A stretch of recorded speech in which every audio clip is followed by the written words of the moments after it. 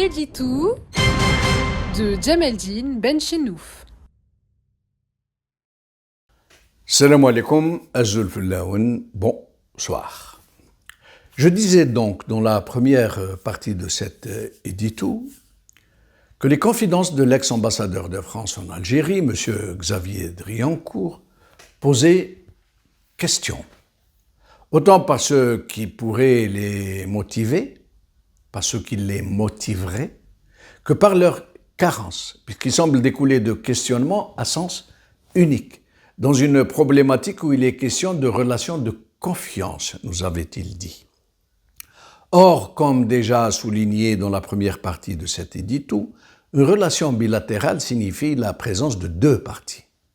Et donc, puisque l'occasion nous en est donnée, par celui qui représentait l'État français en Algérie, il serait opportun de lui dire, s'il ne le savait déjà, que les Algériens attendent depuis des années que des responsables français répondent à certaines de leurs questions, où la France, justement, où l'État français a joué un rôle souvent équivoque.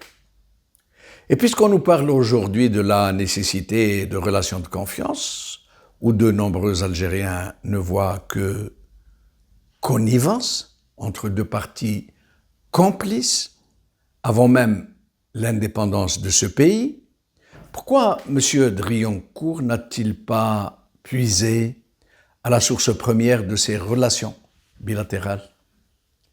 Pourquoi ne remonterait-il pas à la guerre de libération, à ce moment charnière où le général de Gaulle avait confié à son proche entourage qu'il fallait aller vers l'indépendance de l'Algérie et qu'il n'était plus possible de garder ce pays sous le joug de l'occupation? Pourquoi M.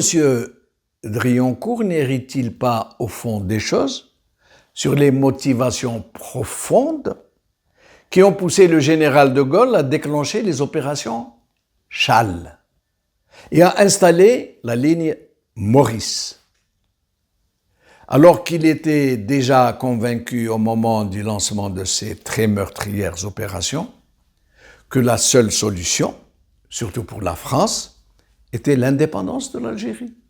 Pourquoi alors, lui, le soldat, a-t-il sacrifié autant de vies humaines, y compris celles de soldats français, pour une guerre vouée à finir comme elle a fini? N'était-ce pas, M. Driancourt, dans l'esprit du général de Gaulle, un sacrifice nécessaire pour les intérêts supérieurs de la France, de fortifier l'armée des frontières au détriment de celle de l'intérieur, de tout faire pour permettre à cette armée des frontières de prendre le pouvoir par la force sur des forces politiques moins contrôlables par la France? La massive désertion d'officiers algériens de l'armée française, les DAF, et leur ralliement massif et spontané, non pas à l'armée des maquis, mais à l'armée des frontières, quasiment au même moment où les opérations Châle décimaient l'ALN de l'intérieur, ne procédait-elle pas d'une opération d'infiltration de la future armée algérienne et du nouvel État algérien? Pourquoi, en 1961, le général de Gaulle a-t-il fait demander au tout nouveau roi du Maroc, Hassan II, de remettre un passeport marocain à un commandant rebelle de l'ALN, le commandant Bouteflika en l'occurrence, pour lui permettre de visiter les prisonniers historiques en France et pouvoir convaincre ainsi Ben Bella de laisser l'armée des frontières le porter à la tête du nouvel État algérien par le biais d'un coup d'État contre le GPA.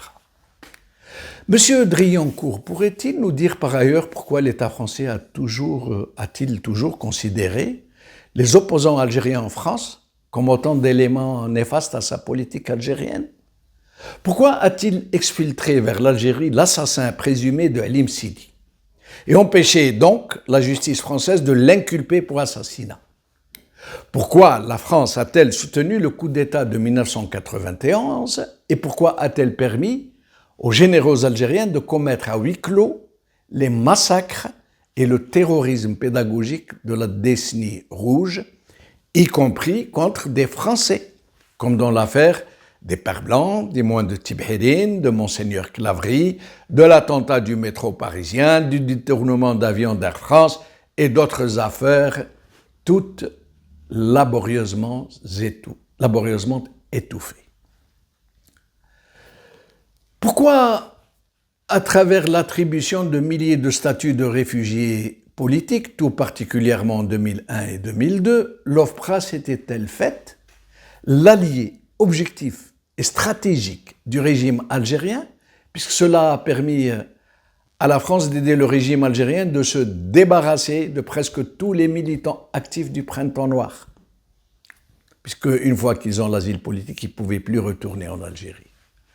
Pourquoi, entre autres questions, et dans le cadre de ce fameux traité de 1968, justement, la France a-t-elle accueilli sur son sol un nombre aussi hallucinant de barons, de baronnets et de nervis algériens, de ministres, d'officiers supérieurs, de cadres supérieurs, d'escrocs en tout genre, qui se sont installés en France avec armes et bagages?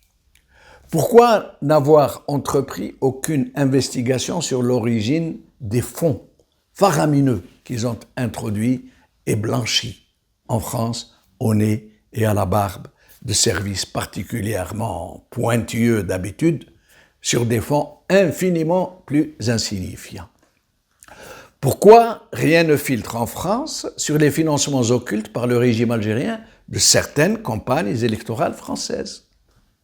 Pourquoi avoir mis sous le manteau de la raison d'État une collaboration entre les services des deux pays qui a consisté à taire des crimes, y compris des assassinats politiques, y compris des manipulations terroristes? Pourquoi ce soutien français à la fratrie Bouteflika, tout particulièrement après l'AVC du président Abdelaziz Bouteflika, dont l'État français savait ô combien pertinemment qu'il était désormais HS, totalement incapable de remplir ses fonctions, et dont l'État français savait qui, en réalité, régnait derrière sa désormais pathétique façade? Pourquoi le président français François Hollande s'était-il personnellement déplacé en Algérie juste pour se faire le complice d'une prise d'otage institutionnelle avec sa fameuse alacrité?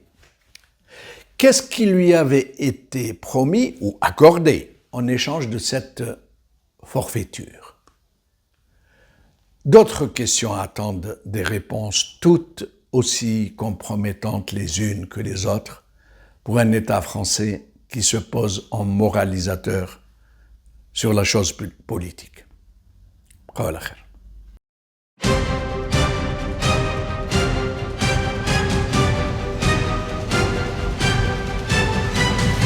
L'édito de Djemeldine Benchenouf.